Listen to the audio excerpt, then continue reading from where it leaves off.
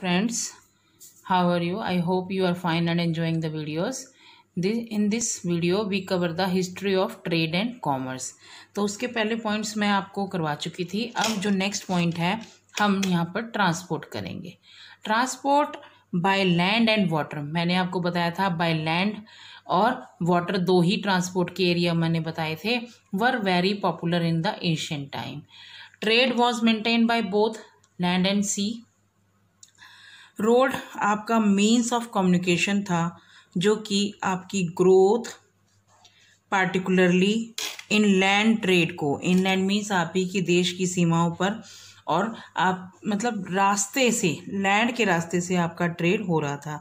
तो यहाँ पर northern roadway route is believed to have stretch originally from Bengal to Takshashila.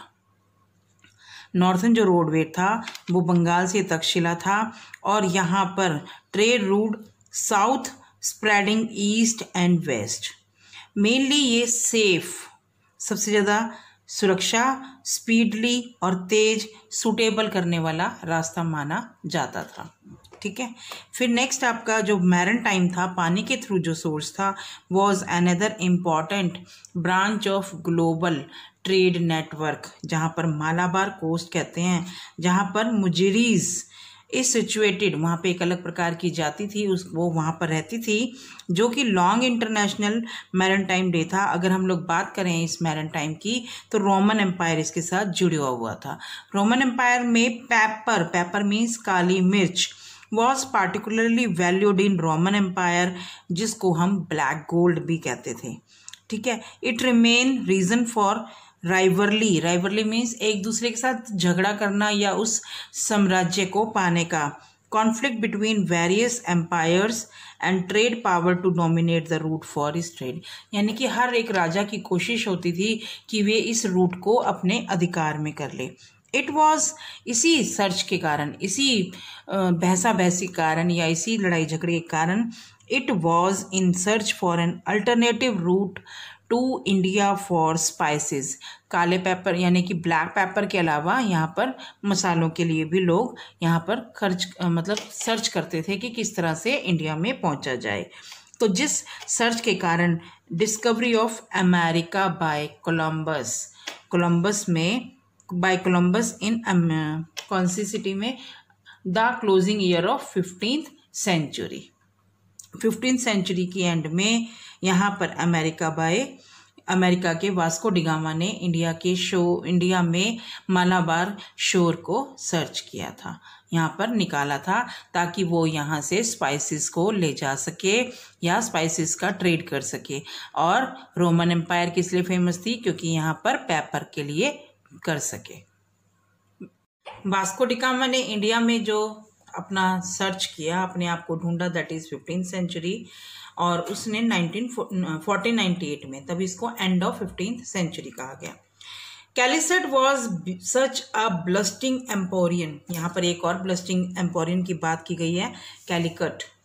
तो emporium that it was visited by Chinese ship, जो कि किसने सर्च किया था? Chinese ship, to acquire item like frankincense यानी कि तेल में, और essential oil and myrrh fragrant resin use in perfume and medicine, जो कि मेडिसिन और परफ्यूम में यूज की जाती थी from middle east, as well as pepper, diamond, pearls and cotton from India. यानी कि एशियन टाइम पीरियड में India was the big exporter in the world.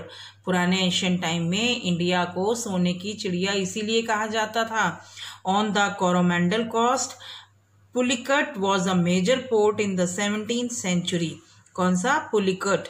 Textile were the principal export from Pulicat to southern Asia. South east Asia में सबसे ज़्यादा पुलिकट में export करता था.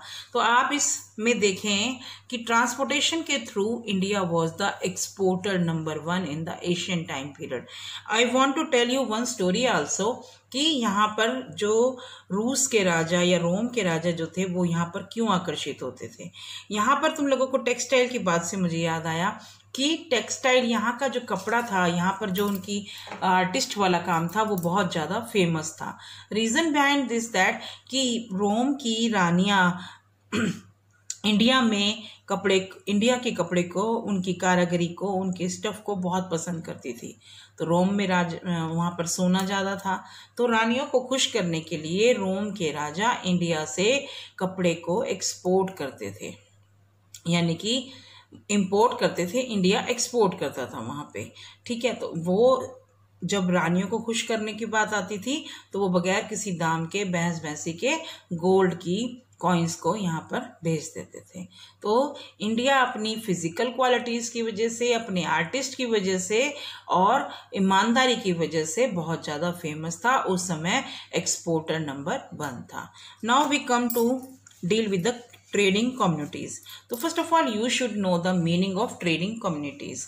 Trading communities means वो समुदाय जो ट्रेड के व्यवसाय यानी कि व्यवसाय करता था। तो इंडिया में अलग अलग तरह के लोग थे, जाति, जहाँ पर अलग अलग लोग अलग अलग रीजन में फेमस थे। तो रीजन अगर यहाँ पर हम लोग बात करें, पंजाबी और मुल्तानी, जो ये समूह जाति थी, पंजाबी एंड मुल्तानी मर्चेंट्स, जो कि नॉर्थ रीजन में, कहाँ पर फेमस थे, नॉर्थ रीजन में, और जो भट्ट थे वो राजस्थान और गुजरात में। ये जैसे कि मान लो व्यापार करने के लिए मशहूर थे और इन्हीं जातियों को अलग से ट्रेडिंग के लिए यूज किया जाता था। वेस्टर्न इंडिया में महाजन बोलते थे इन्हीं जाति को, और चट were important trader from the south. जैसे कि वेस्टर्न में महाजन, चट in south. In urban center जो शहरी लोग थे, अहमदाबाद थे महाजन कम्युनिटी, और सभी को बोलते थे नगर सेठ, यानी कि पूरी एक तरह से पूरी collectively represented by there chief, यानी कि अगर हम बोलें ट्रेडिंग यूनियन का लीडर, उसे हम लोग नगर सेठ कहते थे। अदर अर्बन ग्रुप्स में प्रोफेशन थे सच एज हाकिम, वैद, वकील। वैद को फिजिशियन डॉक्टर, वकील को लॉयर, पुनीत या मुल्ला, पंडित या मुल्ला, teachers, painter, musician, calligraphy etcetera, all other India में फेमस थे। I hope you understand. Now there are some merchant corporation. Merchant corporation मतलब कि उन्हीं समुदाय के समूह को वो आपस में एक जैसे इकट्ठे हो जाते थे, तो उसे हम बोलते थे merchant communication. Merchant community also, merchant community मैंने आपको बताया कि जहाँ पर सारे जो आपके समुदाय ट्रेड करने वाले हैं उनका एक तरह से पूरा ग्रुप बन जाता है, तो उसे मर्चेंट कॉरपोरेशन कहते हैं। Merchant community also drive power and prestige from guilds, जिनको हम गिल्ड्स कहते हैं, which were automatically corporation form to protect the interest of trader.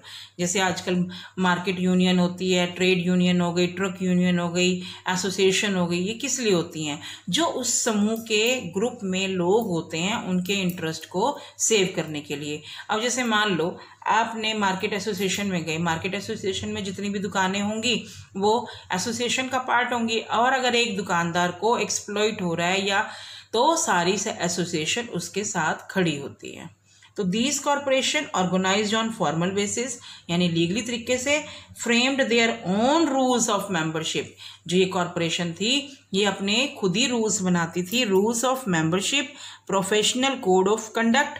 Code of conduct आपको मैं बता चुकी हूँ कि जो कि फॉलो करना पड़ता था, विच इवन जो उस समय जो राजा होते थे उस राज्य के, उनको भी एक्सेप्ट और रिस्पेक्ट करनी पड़ती थी उन रूल्स और रेगुलेशंस की, और इवन गिल्ड्स की। ट्रेड और उस समय में क्या क्यों जरूरी थे ये? ट्रेड और इंडस्ट्री टैक्सेस वर आल्सो, राजा उनकी क्यों रिस्पेक्ट करता था? क्योंकि trade and industry taxes were also a major source of revenue. ठीक है, traders have to pay octroi duties, क्योंकि उनको ऑक्ट्राई ड्यूटीज पे होनी थी, विच वॉज लेविड, लगती थी on most of the important articles at varying. जैसे अब हमारा यहाँ पे जीएसटी हो गया है कि एक ही रेट होता है, लेकिन उस समय में अलग अलग वस्तुओं पर अलग अलग टैक्स को लगाए जाते थे, और वो या तो किसी चीज में पे किए जाते थे या किसी कैश में। Custom duties varied according to the commodities, जो अलग अलग कमोडिटीज थी, जैसे मैंने आपको ट्रेडिंग कम्युनिटीज बताई, पंजाबी और मुल्तानी, महाजन, नगर सेठ, हाकिम, वैद, भट्ट्स, तो ये अलग अलग अपनी कस्टम ड्यूटीज को लगाते थे, और दे टैरिफ वेरिड फ्रॉम, यानी कि अलग अलग राज्य की अलग अलग कर की सीमाएं होती थी। The ferry tax was another source of ferry tax, ये जो टैक्स था ये another reason source of income generation था। It had to be paid by passenger, जो कि आते थे, गुड्स, कैटल एंड कार्ड्स। इसको रिसीव करने का राइट किसका था? The right to receive the labour tax was usually transfer to the local bodies. जैसे कि राजा ने अपने लोकल बॉडीज अपॉइंट कर दी, तो यहाँ पर जैसे मान लो राजा एक दूसरे राज्य में राज कर रहा है और उसका दूसरे राज्य में उसको पावर किसको दी हुई है? अपने लोकल बॉडीज को। तो जो लेबर टैक्स हो गया, फेरी टैक्स हो गए, जो कि आने जाने वाले यात्रियों को वस्तुओं पर, कैटल पे यानी जानवरों पर, इन पर कर देना होता था। द गिल्ड चीफ, जो गिल्ड का चीफ था इस मर्चेंट कॉर्पोरेशन का, डायरेक्टली विद द किंग और टैक्स कलेक्टर्स, वो सीधा राजा के पास या tax collector, and settle the market toll on behalf of its fellow merchant. अपने लोगों के बिहाफ पर लोगों के जो झगड़े भी सुलझाना टैक्स के रिगार्डिंग, और उनको सेटलमेंट करता था। fellow merchant at a fixed sum of money. The guild merchant also acted as a custodian. Custodian means सुरक्षा of religious interest. उनके अधिकारों की, उनके विचारों की भी रक्षा करना। They undertook the task of building temples, मंदिर बनवाने, गुरुद्वारे बनवाने और मस्जिद बनवाना, and make donation by levying a corporate tax on their member, और अपने मेंबर्स पर टैक्स भी लगाता था ताकि कमर्शियल एक्टिविटीज, बड़े मर्चेंट्स को भी पावर मिल सके सोसाइटी में। I hope you understand. Now we come to the major trade centres. उस समय में जो मेजर ट्रेड सेंटर्स थे वो, इसमें बेटा आपने नाम करना है, जैसे पाटलिपुत्रा, जो कि आजकल पटना कहते हैं। It was not only a commercial town but also major centre of export of stand, यानी कि पाटलिपुत्र यानी कि पटना फेमस स्टोन के लिए, और जो पेशावर था वो वूल, सेंटर फॉर वूल, ऊन के लिए, एंड इम्पोर्ट ऑफ हॉर्सेस। ठीक है, कमर्शियल के कहाँ होता था इसमें पेशावर में? India, China, Rome in the 1st century of AD। Takshashila ये मेजर सेंटर था लैंड रूट का between India and central Asia. ठीक है, it was also a city of financial and commercial banks. तो यहाँ पर प्लेस बुद्धिस्ट सेंटर था जो कि लोग पढ़ने के लिए आते थे, और यहाँ पर फेमस तक्षशिला यूनिवर्सिटी फ्लोरिस्ट हुई थी। सबसे पुरानी यूनिवर्सिटी है बेटे। इंद्रप्रस्था, जो कि आजकल इंडिया भी, दिल्ली भी है। इट वॉज कमर्शियल जंक्शन था ये of royal road which vast route, जहाँ से इसी की वजह से यहाँ से leading to the east, west, south और नॉर्थ, तभी तो इसको कैपिटल बनाया गया इंडिया की।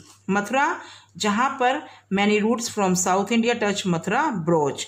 वाराणसी, जो कि place it lay both at Gangetic route था, highway that link north with the east, north और ईस्ट हाईवे को जोड़ता था, और मेजर सेंटर ऑफ टेक्सटाइल था वाराणसी, और famous for beautiful gold, silk, cloth and sandalwood, चंदन का और सिल्क का काम यहाँ पर था। इसने किस किस को जोड़ा हुआ था? तक्षशिला और बारूच को। I hope you understand. Next है बेटे Mithila. The trader of Mithila cross the seas, जो मिथिला के थे वो समुद्र कैसे पार करते थे? Through the Bay of Bengal to South China. Traded port क्या करते थे? Island of Java, Sumatra, Borneo. Mithila ने ट्रेडिंग कॉलोनीज को किया South China, specially in Yemen. Ujjain थी agate, carnelian, muslin, mallow cloth, Ujjain से डिफरेंट सेंटर की तरफ जाते थे। सूरत में, जो कि मुगल एम्पायर के टाइम पे था, ये भी फेमस था टेक्सटाइल की वजह से। कांची, टुडे फॉर कांचीपुरम, यहाँ पर फॉरेन शिप टू परचेज, क्या क्या परचेज करते थे? पियर्स, ग्लास, रेयर स्टोन, और उनको बदले में क्या मिलता था? Gold and silk. Madura, capital of Pandyas, who control the pearl fisheries of gulf of Mannar. Gulf of Mannar के पियर फिशरीज को कंट्रोल करते थे पांडास को। It attract foreign merchant, particularly Romans को। फिर ब्रॉच, ये वेस्टर्न इंडिया में था, बैंक ऑफ रिवर में है नर्मदा, जो कि इंपॉर्टेंट रोडवेज को जोड़ता था। कावेरी पुत्रा, जो कि कवेरीपट्टनम है। Scientific construction as a city provided loading, unloading and strong facilities of merchandise. Merchandise means goods को Indonesia, China and the Far East. It was centre for trade perfumes, cosmetics, scent, silk, wool. बेटा ये थोड़ा थोड़ा आपको याद रखना है ताकि आपका क्वेश्चन 1 मार्क्स में पूछा जा सके। तिरुमलाई-पिटली, it was the one of the greatest port connected both sea and land. ये तिरुमलाई-पिटली जो कि सी को और लैंड को जोड़ता था वेस्ट से और फार ईस्ट में। ये बनारस एंड तक्षशिला के रोड को जोड़ रहा था। आई होप यू अंडरस्टैंड। तो बेटा यहाँ पर आप लोगों का जो मेजर ट्रेड एक्सपोर्ट सेंटर थे ट्रेडिंग वाले, वो सारे क्लियर हो गए हैं। नेक्स्ट टॉपिक मैं आपको नेक्स्ट वीडियो में कराऊंगी। For that purpose you have to subscribe the channel and for more notification you have to press the bell icon. अगर कोई प्रॉब्लम होती है तो आप मुझे कमेंट बॉक्स में लिख दीजिए। अगर आप लाइक करते हैं तो कमेंट बॉक्स में लिख दीजिए। तो थैंक यू।